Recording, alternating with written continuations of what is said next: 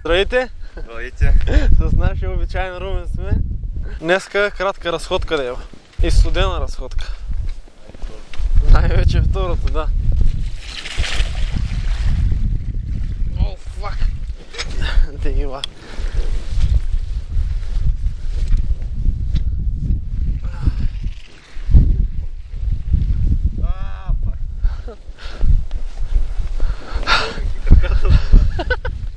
Сега ще играем играта за 1 милион. Ай, почвай ти, ай. 1 милион били ми за толкова. Ако ми дадеш 1 милион, давай как. За 1 милион човек на година, обаче всеки ден трябва да срещнеш някой. Нали, така случайно и трябва да му направиш една свирка. А? Не. За 1 милион на година ли бе, човек? Не. За 1 милион човек. За 20 години ти трябва през лятото да носиш зимни дрехи, а през зимата да си с летни къси гащи, потници и тем подобни. 20 години? Да. Те ще им слушат парите. Биле? Не. 101 милион ще го дам сам по сток. Давай тук по кълта. Сега ще гумите малко да спаднем на нея. 1 милион? Да. Селете и много скоро ще свети.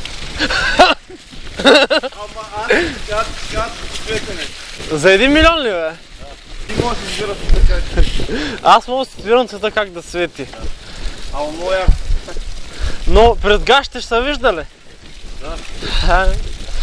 Зависи от това да. Зависи от положението. Май да, човек. Да, ти е 1 милион и ти за една година, след като сереш, не трябва да си бършиш газа. Не можеш да го плакнеш. За една година само. Да. Бах ти гадне. За 1 милион. Ти в продължение на 5 години трябва да ставаш всяка сутрин в 6 часа и да извървяваш 20 км пеш. 5. Да.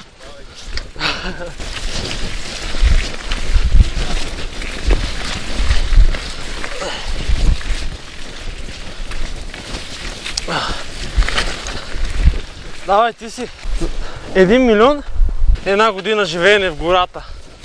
Без цивилизация и без примерно да може да си вземеш кюфтета или нещо такова от някъде. А в гората има някакъв специфична храна. Има, да.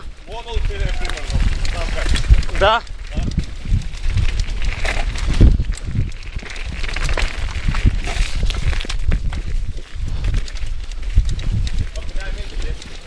Има мечки. Имаш и такова ли? Мечки. Това са нищо за жива направо. Да.